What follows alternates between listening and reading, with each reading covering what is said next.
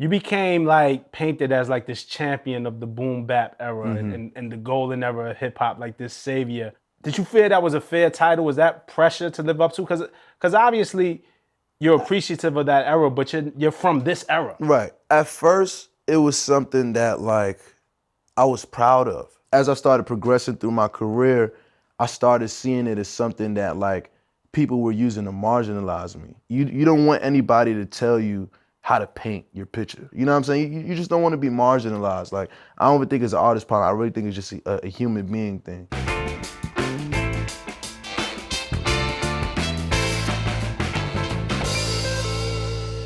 What's up, everybody? 6 years ago, a 17-year-old MC, unknown, came out of Flatbush, Brooklyn and dropped a mixtape so ahead of his years that it really propelled him to be one of the top artists of this generation. So you know we had to have him on For the Record, man. I want to welcome my man, Joey Bada. Much love, King. How you feeling? I'm doing good. How you, man? I'm all good, man. You know, just doing what I gotta do. Right. Yeah. Shifting culture, propelling things forward. Yeah. The normal for you. That's a normal day for you. Yes, sir. Yes, sir. Man, I wanted to have you over here, man, so we could talk because actually for the fans, for the day one fans, something really special is happening. Your first mixtape, 1999. Yes, sir. It's streaming now. It's everywhere, right? TIDAL? Available everywhere now. Okay. Finally. It's been 6 years. You know what I'm saying? We finally got it up on the 6-year anniversary. But yeah, because you know, a lot of people don't know, but this project, you know, which was my first project, I was only 17. I was actually still in high school at the time, but this pretty much was my claim to fame, you know what I'm saying? This was like, me dropping this project was the moment that like changed my life. So I always thought that it was important to get it, you know, because back then it was a whole different game. Right. Like streaming didn't even exist yet. Right. Like, So, right, yeah, we could definitely download didn't it. even exist yet. Yeah, it You was could like download it, put it off of DatPiff, you put it on your iPod, you put it live on mixtapes, all of that. DatPiff. It's so crazy now because if somebody dropped me a mixtape right now and it's only on like live mixtapes or DatPiff, I would not hear it. Right. You know what I mean? And there's no disrespect to them because, you know, None I at love all. what the mixtape culture has done for hip hop because it Absolutely. really allows us to get up. But the way the technology is moving so fast, Yeah, it things just changed. exists in that world only. 6 years later is a whole different Yeah. game. You know what I mean? And it's interesting too because sometimes I think like, damn, what if streaming existed back then? Like this would be a whole different, I'd be in a whole different place, you know what I'm saying? Not that I don't like where I'm at, but it's just, you know, interesting thing to think about. So I'm glad that I even got the opportunity to put it out on streaming platforms now and owning it 100%, you know what I mean? So I already know this is like, in my future gonna be like, you know, just something great. That's dope, man. You know, let's go back a little bit, man.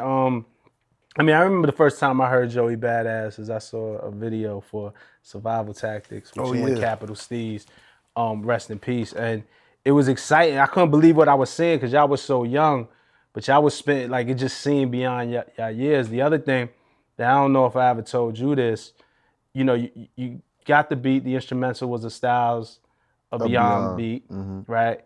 And they had sampled a record called Fried Neck Bones and Some Home Fries, which was the original sample. For Survival Tactics? Yeah. Oh, that's crazy. The original sample, here's what I'm gonna fuck you up. The original sample is my great uncle made that record. Wow. So that's my grandmother's brother, Willie Bobo, old Latin jazz musician. So automatically when I heard the beat, my ears perked up like, oh wow. Like, that's crazy. Because I used to grow up listening to that music and it was such a part of me that I didn't know how, I was like, yo, it'd be ill if somebody flipped it. With that, oh. Yeah. Oh. No, the horn part. Oh, that's crazy. And I just never really heard it flip like that. And it was hard, just a hard record. So, like I said, my ears perked up. Then what y'all was spitting about, then the video with y'all with the mask. Yeah. We was hooked. We was just staring at YouTube like that. How did that song come about? I feel like that was the one that really got everybody kind of looking. So I'll tell you, right? Like I said, I was still in high school at the time. STEEZ had already graduated because he was 2 years older than me. But, you know, we still hung out. Every time I got out of school, I would still go link him. So I actually wrote my verse to that song to an MF Doom instrumental called Monkey Suit. Yeah. And I remember one time, like, yo, wait, am I tripping? Or was Steve still in school? Cause I definitely, he was actually still in school. So I was actually a sophomore when I wrote that record, because he would like just got back from prom or whatever. He was a senior and shit. Right. And I just seen him in the cafeteria. I'm like, yo, bro, you gotta hear this first. Cause he had just put me on the MF Doom. So I was going crazy, like, discovering, just tracks, records. And then me back in the day, like what I would do is, I probably wouldn't even listen to the song. I would listen to the beats first. Cause I was so attracted to the sounds of, like, you know what I mean? Of just whatever era that was that we was exploring it. But long story short, I rapped a verse for him in the cafeteria. He was fucking with it. And then he was like, yo, I think you should rap it to this beat though. And he sent me the Styles of Beyond instrumental. And he got put onto that beat by one of his, like, I say, like, big homie, the homie named Bagheer. And like, he used to just put STEEZ on like a lot of just underground shit. So he put STEEZ onto that, and then STEEZ put me on. And then literally, like, after school, we just went back to my crib and we just recorded that shit in my room. And it's so crazy because I was recording my shit first, my verse, and then like he said something like, yo, you got to put more energy, like, let me show you how to do it. And then he went and recorded his shit in one take. Wow. And I was like, damn. So I came right after, and then boom, I laid my shit, and that was the song. That's crazy. Yeah. And y'all did that after school. So, Literally in my room. My room is like probably not even the size, was not even the size of like this. Wow. And that's the same version. You didn't go back in and re-record it or anything. This is the same version that exists today. Is that same version? Same version. Actually, the only thing that got changed, there was this intro in the beginning on the original song. I was saying some shit like, yo, don't be too loud because my moms might come home. Or some shit like that. I was saying some shit like that. But we took that out on the version that, the people know today. That we heard. That's dope. Yeah. So let's go back a little bit. So this 1999 mixtape, was it like an after school thing for you? Because first of all, Edward R. Murrow High School, Yeah. In Brooklyn. I always wanted to go to that high school. I didn't get accepted, but Yeah. Joey and the pros went to Edward R. Murrow. Most of the pros. Yeah. Was this just like an after school thing with like? Was it? I guess the question is, was it a hobby, or did y'all really know? Was there really kind of like a purpose and a plan? It's interesting because for me, it was always like a plan. It was always something that I felt like was not gonna fail, something that was just gonna happen, something that I was just meant to do. And like I remember when I first met STEEZ, like before like we formed Pro Era, like we was just hanging out, we were just, kids around the school who was aware of each other that we rapped, me, STEEZ, CJ, and a few of the other pros. And I remember seeing STEEZ all the time, and it's like, I seen that he wasn't going super serious, like with his craft. So I used to always tell him like, yo, bro, is this not like what you want to do? Is this like not something you trying to take serious? He's like, yeah, I mean, I will, like eventually, like, that was always his attitude. So like, I felt like I almost like kind of pushed him a little bit too. It was like, yo, bro, like get serious on this, cause like I've never met somebody as talented as you. You know what I mean? Like you should go hard, cause I'm gonna go hard, but like if anything, we should do this shit together. You know what I mean? That was like the whole thing. So that just turned into us hanging out more, us creating music more, like cutting class. And we used to go in the auditorium, and like behind the stage, there was like this secret wardrobe room. So we would cut class, we would go back there, and we literally set up the whole studio. Me, STEEZ, Powers, CJ, and a few other homies in the school. And then that just turned into like an everyday thing. And then eventually we were just like, yo, we're a thing. You know what I mean? We got to make it official. And then STEEZ came up with the name, and then boom, like. What equipment were y'all using? Were y'all walking around with an M-box or something like that? Yeah, just an M-box and a fucking microphone, you know what I'm saying? And because we had a musical department in our school. Right. So we had access, Powers was in the music program, so we had access to like a little MIDI keyboard, a little drum machine, and a little microphone, you know what I'm saying? Dope. Yeah. I remember the first time we met, before we met, I was working at MTV, and oh man, it was so bad that day. We had you Skype into MTV, a show we did called Rap Fix. Oh shit, yeah. And Our Future with a guest. and you were like in gym class or something like that, or you was like by the lockers, like you was Skyping in from MTV I was literally like in the school. staircase and shit. Like I had to like just duck off to the side or whatever because I'm like live in school. I'm like, all right, let me just come out this class real quick. Bradley like, yo, you gotta do this interview. I'm like, all right, bet. Me and Pars, we found like this little secret staircase and shit. We just did it in there, yeah. That was so dope. I always felt like you was mad at me because the idea was we knew we had Our Future as a guest. Yeah. And Sway was supposed to host. Right. And, you know, Sway, big homie, way more experienced than I was. He had got sick the last minute. He said, yo, you got to host. And, you know, I was experienced, but, you know, those some wild dudes, and it was all 10 of them at once. So I said, man, I got to find an artist that's so dope that they can't front on, because I just knew what it was. So in picking Joey Bada, I said, man, they're going to love this. They have to. And Tyler was a little flippant. I mean, he was just so, and it's like, I could understand where he was coming from. Now, even then, it was like he was on some shit where it's like, yo, we promoting our shit. Like, how the fuck you trying to like get somebody else to get like, you know what I'm saying, some type of notoriety off of us and shit. Like, so I understood his angle, but everybody else was pretty much showing love. Like, but it was cool. The funny thing that impressed me about you too is, you know, obviously they would joke, and Our Future, a lot of times they not even serious. They just be funny to be funny. Yeah. And you was throwing it right back. Anything they would hit you with. Oh yeah, because you know, to be honest, I was a fan. Right. You know what I'm saying? We was all fans. Pro at the time, we was totally aware of Our Future. Like, if anything, they inspired us. You know what I mean? To actually kind of become a collective. Like, we was aware that like, okay, we're almost like the East Coast version. Not that we was trying to be like them, but we was aware. They're kids on the West, formed the collective. We're kids on the East, formed the collective. You know what I'm saying? So I was already aware of like their personalities and their characters, and I was pretty much prepared. I was like, okay, like, I don't know what you thinking, how you thinking this gonna go, but I'm ready for whatever, like, you know what I'm saying, they gonna say or whatever. I definitely felt so bad about that day, man. Nah, it was funny to me, honestly. Right. I thought me and Left Brain had real beef though. I was like, all right, so when I see him, we fighting. But y'all good. Yeah, we was chilling. I seen him a couple of times. I was just like, whatever. No, you did. I remember this. You did say that Left Brain. You said his face looked like Squidward House. Yeah. I was just like, yo, y'all gotta understand. If y'all go even find this interview on the internet, it's hilarious. They know moment in history. About, definitely. Moment in history. So let's go back. I mean, and then I remember you actually coming up to MTV for real, and we had to wait. We were trying to do the interview in the morning. We had to wait till you got out of school, and then we got a note. They was like, yo, he want to bring all his friends with him. Yeah. You know, from school, and I feel like 15 of the pros came up and they were in this interview with you. How important was it for you from then? Okay, so, you know, 1999 is the Joey Bada's debut mixtape, but it introduced us to you know, STEEZ in a lot of ways, to Chuck, to, you know, Caution CJ was on that, all of that. Not even Caution yet. Wasn't he on Suspect?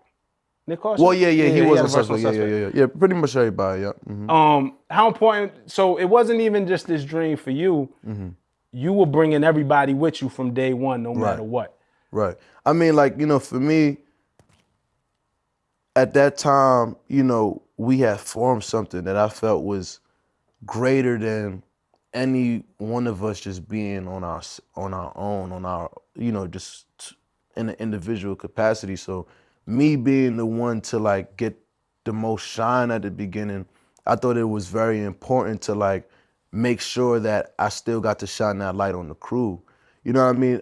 But in hindsight, looking back, like, I thought that it would go a little different when I would bring, like, you know, my crew to interviews with me. I wasn't, you know, mindful of the fact that, okay, like, these people are only trying to ask me questions, though. You know what I mean? Like, had I been more mindful of that, it would have been a different type of approach. You know what I'm saying? Instead of just having my gang, like, just sitting there. You know what I'm saying? But yeah, it was always important for me to bring the whole team along, because I feel like we all had something special, and then just us as a whole was special. You know what I mean? So I always wanted that to be known. I always respected that about you. I remember, you know, at the time getting the note from my boss, like, yo, we can't have all these people up here. And for me, I was like, yo. And I'll be on some shit like, all right, I'm not coming. You're not coming. But my whole thing was like, yo, they in high school. Like, they might not never, and not that we didn't think there was a future, but this may never happen. This may be a once in a lifetime chance. Like think about when you was in high school, how much that meant, and it was like, all right, cool. And the dope thing about it is, you know, that's the Kirk night comes up that day. Chuck Stranger's like, and we all get our own relationship. Like Genius just shot a piece with Kirk Knight. Without Joey Badass anywhere. Facts. In sight, we've done things with Nick Caution without Joey Badass anywhere. You know, I kind of feel like you spoken into existence, and I'm looking up the lyrics now on Waves. You got this lyric, right? Like, these brothers today is local. Yeah, you get it in your vocals if you ain't local. Yeah. That's why I'm trying to go global. That's why I'm trying to be a mogul. Was this what you envisioned? Were those just lyrics back then, or like, did you see this coming? It's so crazy because Waves, man, like anytime I hear it again, I'm just like, damn, like everything that I spoke about, I really manifested. You know what I mean? It was like a manifest destiny song in a type of way. You know what I mean? Because my mom is driving a Rover now.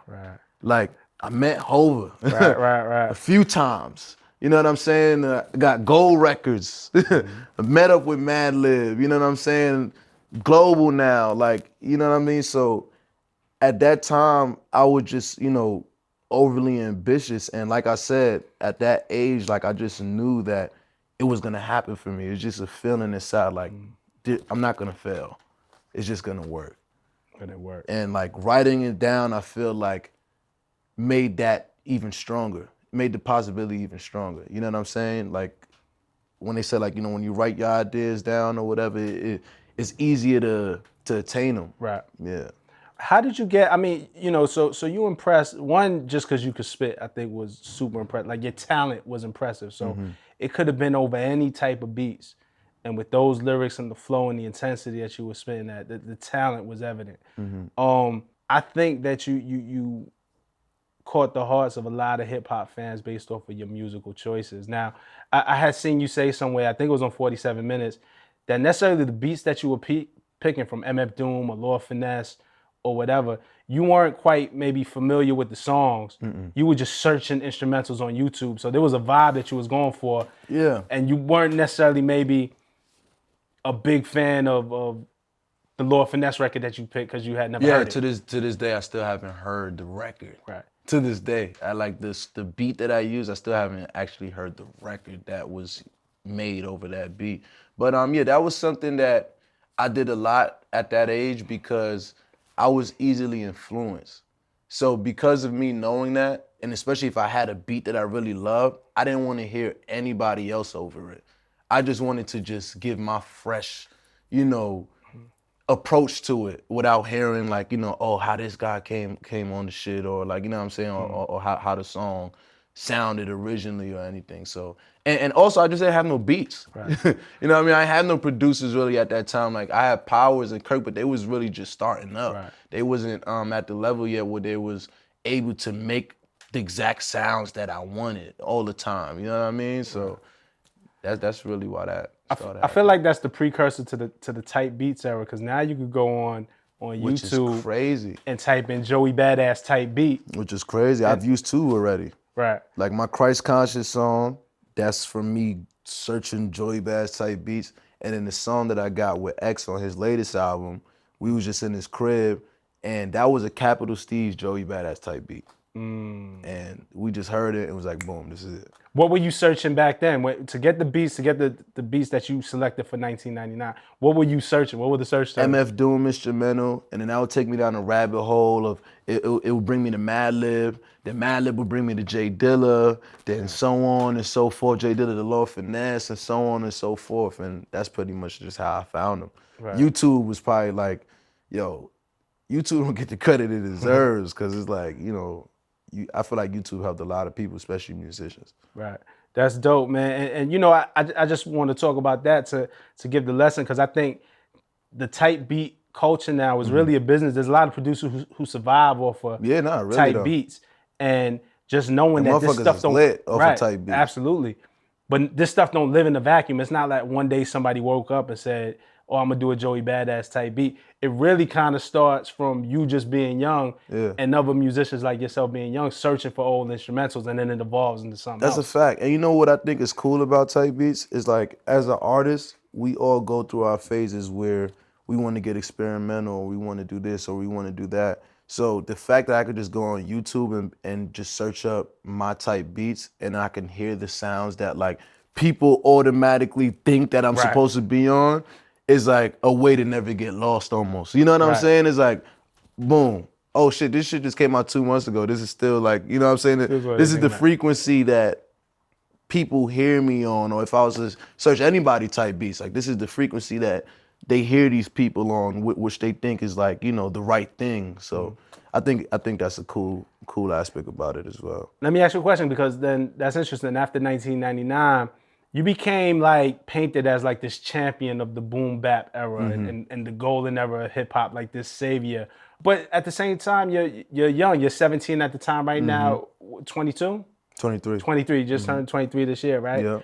Did you feel that was a fair title? Was that pressure to live up to? Because obviously you're appreciative of that era, but you're from this era. Right. At first, it was something that like I was proud of, because, you know, it was different for the era that I was in. Nobody else was like, you know, on that wave. I was a 90s baby at heart. Like, you know what I'm saying? You come to my crib and you see my baby photos, the way I was dressed. I had the J's on with the polo on. So like, I feel like that was always naturally me, you know what I mean? Like who I was since literally a baby. So I wanted to, you know, keep that going. I just felt like that was something that was so true to me. But as I started progressing through my career, I started seeing it as something that like people were using to marginalize me. And that became a problem for me as an artist, because I felt like people were limiting me. Like, you know what I'm saying? They were only thinking I could only do this. So then very quickly, like the urge or the passion changed for me, and it became to like show people that like, that's not the only thing I can do. You know what I mean? But looking at it all in hindsight now, it's just like, I feel like it's just phases you go through as an artist. Like you don't want anybody to tell you how to paint your picture. Or you don't want anybody to tell you that you can only paint a certain picture. You know what I'm saying? You just don't want to be marginalized. Like, I don't even think it's an artist problem. I really think it's just a human being thing. Yo, you know, it's funny. I hope he don't get mad that I say this, but we were here with... I hope so not. Either. Fuck it. We was here with London on the track. Yeah. And he was playing some joints that he had in the stash, some joints that he's working on for his project. Yeah. And he played this one joint, and this MC came on, and I'm like, yo, he killed that. Yo, who is that? He was like, yo, you don't know who that is, just because the bounce was so different. Yeah. I said, nah. He said, yo, that's Joey Badass. London on the track. Yeah. How is it for you even to work with somebody in the A or something like that? How freeing is it for you? And I mean, it's dope, man. Like, especially London. Like, London is such a... Like, me and him, we're very similar. Like, we're very open-minded. You know, like, at first when we started working together, like, it was kind of like this thing where he kind of wanted to meet me in the middle, but I had to communicate to him, like, nah, don't meet me in the middle. Like, I want to just come to your world. Right. You know what I mean? Just set me up so I could just come to your space. And, like, from there, like, we just have a great chemistry, you know what I'm saying, to say the least. But that's just, you know, I like stepping out of my comfort zone, because if I don't feel like I'm challenging myself. You know what I mean? But what I can say is a balance. It's a balance. Like, if I do 3 of those type of records, whatever you might call it, then I gotta do 3 of these other type of records. Static crib right after. Yeah, I gotta like balance it out and shit. I'm like, oh shit, like I'm weighing too much to this side. All right, let me, and then boom, balanced again. You know what I'm saying? But you have that freedom to go and create. You know, oh yeah, absolutely, absolutely. Amazing. And you said, you know, when they hear it, hopefully they'll get to hear it. You know, if it ever comes out, but it sounds really dope, bro. Yeah. Like, I was super like just impressed, and it just made me really excited for what's to come. Thank you. For our first episode, For the Record, this show that we have, when you talk about balance, because you low-key a journalist now too, man. You got 47 Minutes podcast. Oh, shit, I didn't know I was a journalist. Look, we putting you in the journalist category. I mean, you had Styles P up there. You had Vince Staples. I ain't interviewed Vince Staples yet. You know what I'm Zombies. Zombies Just had Yachty and Lil Yachty. Yeah, Lil Yachty was on the same chair that you were sitting in and said that he wanted to have a conversation with you about the state it's of funny hip-hop. because I seen that interview and that's what made me reach out to him. It's like, yo, let's make this happen. You know what I mean? So shout out to you. Nah, it's all good. I was so happy to see that happen. What did y'all, and you know, we're still kind of like on this topic, right? About like really not putting artists in the box. And I really feel like in this generation more so than ever, like y'all breaking down so many walls and barriers, like it's different from the generations before y'all. What did y'all come up with that conversation of the state of hip hop between Joey Badass and Lil Yachty? What did y'all come up with? What was the conclusion of that? I'm trying to think, was there actually a conclusion? I mean, I feel like the whole purpose of like the show that I do, the 47 minutes thing, is to just bridge the gap more than ever, more than it is about trying to find a conclusion. You know what I'm saying? It's really more about just trying to understand each other and our perspectives. Like, you could think something about somebody that you've never met, and then you meet them and actually have a conversation about them with topics that, you know, you've been wanting to speak to them about, and it would totally change your whole perspective on that person.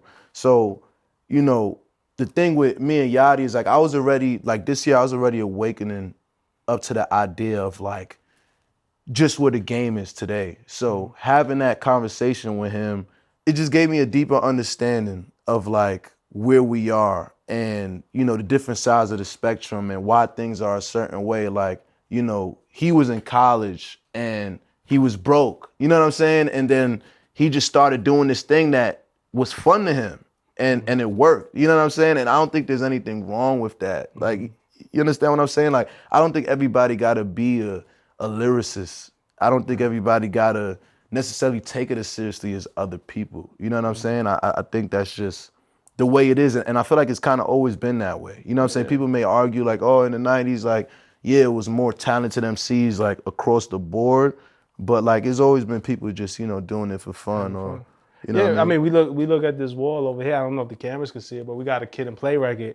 You know, Kid and Play was from the same era that Rakim and Big Daddy Kane were really getting it in. And they was dancing and having fun. And Partying and people enjoyed that. And we never compared them to, they couldn't rap like Kane or rap like Rakim, but it was like, man, you know, to a house have fun. party. And if we want to turn up, we want to, you know what I'm saying? Like, you need all sides of the spectrum. Like, everybody gonna do what they're supposed to. You know what I'm saying? You need your Lil Yachty's, you need your Joey Badasses, you need your so on and so forth. You know what I'm saying? Just to cover different sides of the ground, you know what I'm saying? Like, what's the biggest change from the 1999 drop until now with Joey Badass? Biggest change. Like, personally, like artistically, however much you feel different, however much you feel, you know? I mean, life-wise, like, I've lost two very important people. You know what I mean?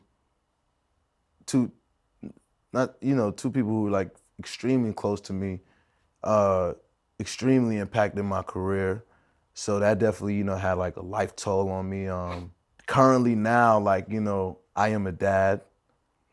I had my first seed, you know what I mean? So congratulations. Thank you.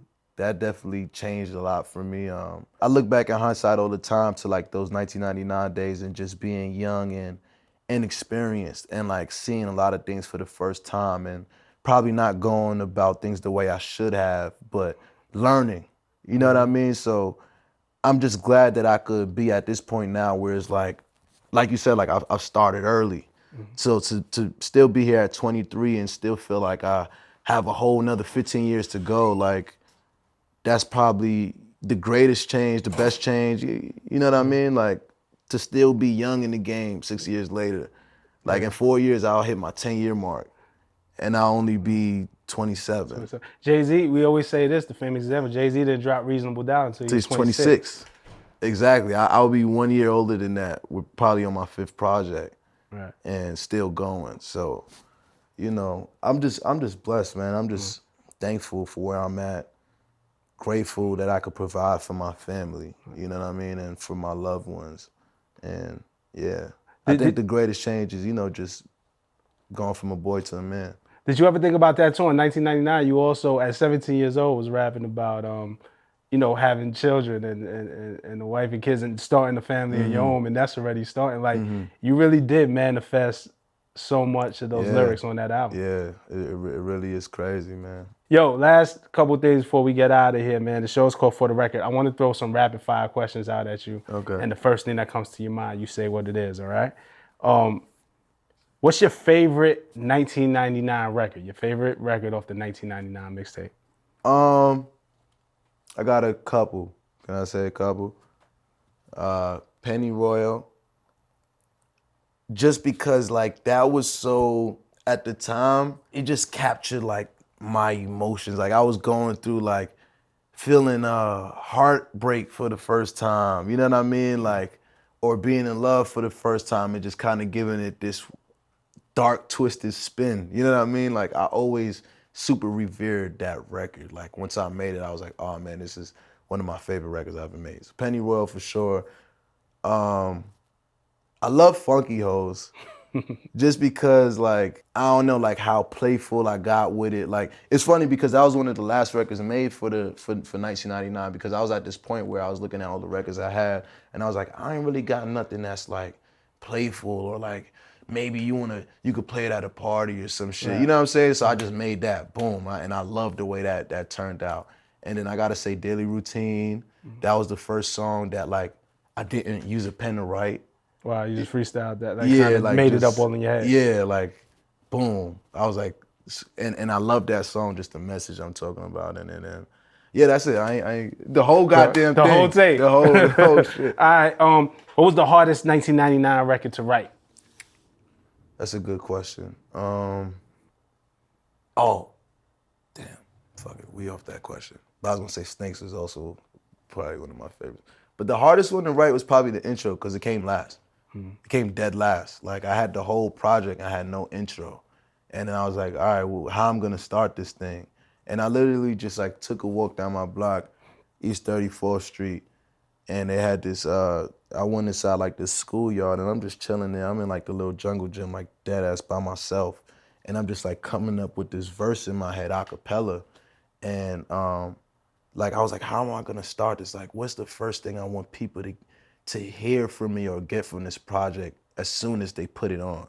And it was, it's been a minute since they seen the style with no gimmicks. As soon as I came up with that, I was like, whew, that's it right there, because that's exactly what this is. Everything at that time was coming out, it had a gimmick, it was this, it was that. I was like, no, this is just what it is, you know what I'm saying? And then, boom, like, I kind of like had 8 bars. I went to my man Chuck crib and he played literally the first beat he played. I was like, oh, boom, that's the intro. And then I just finished it right there, you know what I'm saying? Shout out Chuck Stranger. Shout out Chuck. Let's do this last one. Who had the best verse on the 1999 record, Suspect? I say it's between me and STEEZ. I mean, I say STEEZ, of course, but I don't want to downplay my verse. Like, 'cause to me, at that point, I was like, this is one of my best verses too. Like, I made 3 bigs, 2 pots, but he only made 1 error. Like, I was like, yeah, this shit is definitely between.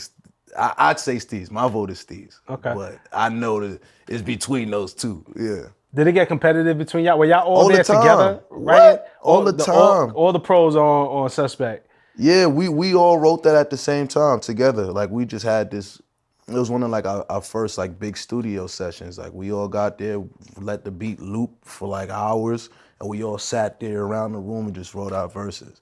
But yeah, like that's what made us, that's what made it so fun, and that's what made it so good, because we was constantly pushing each other. Like especially me, STEEZ, and CJ. Like at that time, like we were literally like coming to school each day, like ready to tear each other's heads off. You know what I'm saying? Like STEEZ would come through, boom, kill us one day. So we like, all right, next day, like, yo, we gotta get this nigga. Like, you know what I'm saying? We gotta come back with the firest verse. I'll come back, boom, yeah, I won today, let's go. Like, keep it going. And then on the tracks, yeah, it was the same thing, you know what I mean? We always wanted to, like, it was friendly competition, you know, more than anything, but we always wanted to push each other or like, you know, be the best. Yeah. Still sharp and still, like they say, right? And then finally, man, again, the show's called For the Record. So I want you to finish this sentence. It will allow you to say anything you want to say. You can set the record straight. I like the way your shirt matched with the cards. You know, we did that. You genius. What up? You poppin'. So just finish the sentence for me, man. You can tell the world anything you want. For the record. Yeah. For the record, a lot of new music on the way, a lot of big announcements coming up, and stay tuned for the record. All right, Joey, man. Look, dog, to have you on the guest here means everything. You know what I'm saying? Like, we do this every so often. To be here means everything, man. It's good, man. For sure. And I'm so happy this record is out on streaming, man. Me too. Like, Me too. I don't got to fumble around on my phone or look on my old hard drive and listen to it. You know what I mean? So thank you for coming on the show. Good luck with everything, love, brother. King. Thank you, brother. Love. Much love.